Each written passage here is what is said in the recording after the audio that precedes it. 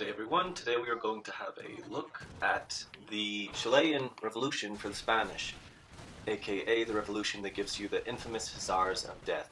For those of you who don't know what the Hussars of Death are, they're Hussars that have double the damage of normal Hussars instead of double health like Magyars. And once you boost them with unction via some missionaries around them, they turn into complete and utter monsters.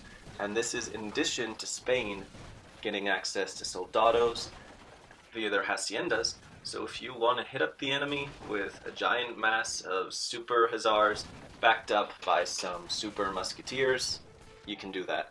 The only thing to keep in mind is that both Hussars and soldados take up 2 pop, so your army, well, it will be super beefy and rather hard to kill. Your army might not be that large. You will be able to take some bolus riders with you, and if you put some trading posts on some native settlements, you can get a decent native army going, but otherwise your army is going to be quality over quantity. Assuming, of course, you go for the Soldado and Hussar of Death mix, but what you do is up to you. That said, your units will only cost as much as the normal Hussar. Your Hussars of Death will also take up as much pop as a normal Hussar, but with that monstrous double damage attack. If you unction boost them, they can basically hit as hard as a cuirassier while taking up less pop. So if you like heavy cavalry, but you don't want to pay the heavy cavalry population tax, then this is the correct revolution for you. You're going to get some extremely, obscenely powerful Hussars, which when unction boosted can hit like a sledgehammer. Anyways, enough about these Hussars of Death. Let's have a look at the cards. First things first, you have your 7 Mapuche allies. When you send this, it'll send 7. You can also build them from the stable, but you'll only be able to build a maximum of 10. And next up, we have the interesting Saltera card. It's just like a citizenship card, only it doesn't send 6 settlers, and it lets you get a coin trickle from any trade post you have. Next up, we have the normal 4 Gatlings, followed by your infinite revolutionaries card, your infinite ironclad card, and your infinite fort card. With this revolution, the Hussars of Death are going to be the main stars of the show. Because they hit with double damage, it means they can hit as hard or harder than Uhlans, which means that they can be a nightmare to the enemy. With that in mind, since they don't have double health like Magyar Hussars, it means that they're not the best option for covering down for your cannons, which means that while you can run out and do a heck of a lot of damage with your Hussars of Death, you're going to want to train some infantry, whether that's your revolutionaries or some native units to help stay back and help protect your falconets. While your Hussars, in contrast, can run in and do a lot of damage. If you've ever wondered what would happen if you could unction boost some Uhlans, this is the revolution that answers that question. And just a reminder that your Hussars of Death still have the same amount of health as normal Hussars, they still cost as much, they still have the same pop cost. It's a shame that you don't get free Hussars of Death with every shipment, but for what it's worth, they're still an absolute beast. You're probably wondering, double damage, what can that be worth? How good can that be? Well, to answer that question, the fact of the matter is that if you have a bunch of Hussars of Death on your side, you can beat the Lakota in a cav war, which is not something that every revolution or every civilization can say. They do a lot of damage when they're just attacking straight up. Also, if you're pretty sure that they're going to die in an encounter, then you can always switch them into trample mode, have them run up to an enemy. While a unit is in trample mode, they'll deal additional damage to any units that are around them at the cost of moving slower and taking more damage themselves. But they'll deal splash damage to any unit that are nearby.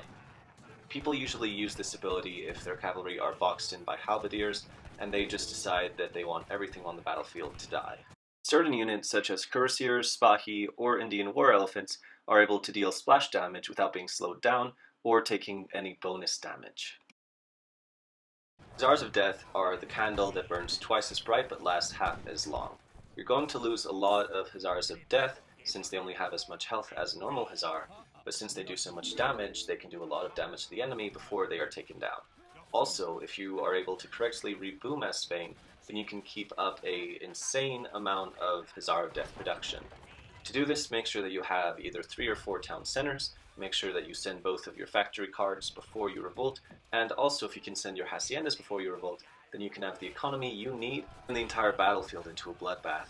If the Hussars of Death die, there's a pretty good chance they're going to take a lot of enemies with them. That is why a Husk-Musk combination of Hussars of Death mixed with Soldados can be very effective, because your Soldados have so much health. The only catch is that your Soldados, of course, can only be made from a hacienda, and sometimes you simply can't afford to wait for your haciendas to make them. However, you can speed up the production of soldados by doing several things, such as sending your Liberation March card, having a full 20 villagers working on that particular hacienda, and also sending your church card that makes infantry train faster. However, that isn't always viable, and a lot of the time you might just have to push the fight forward using your Hussars of Death, maybe mix in with some normal musketeers, or maybe if you have the resources to burn, you can just send in Hussars of Death and Falconets. Even though your Falconets won't have a great screen of protection, they can still take out buildings, and if you're on the cusp of victory, then sometimes it's worth it to burn those resources, send in your Falcons even though they won't be very well protected, send in your Hussars of Death even though they'll burn twice as bright and last half as long, and just focus on killing as much of the enemy as you can. At the end of the day, the Chilean Revolution is a fun one. You're able to send in some Bullis Riders. You can send 7, you can build up to 10. They don't cost any pop. They're a nice little addition that can slow down enemies. You also gain Hussars of Death that do double damage, so you can live out your fantasies of having unction boosted Ulans. And also, you can use them in a variety of ways, since Hussars are pretty flexible units, whether you want to go Husk-Mus, whether you want to try out Hussars and Dragoons and live dangerously, whether you're willing to suicide your units and you send in a Hussar and Falconet combo. Whatever floats your boat, this revolution might just suit you. So if you want double damage Hussars to turn the entire battlefield into a bloodbath, consider this revolution.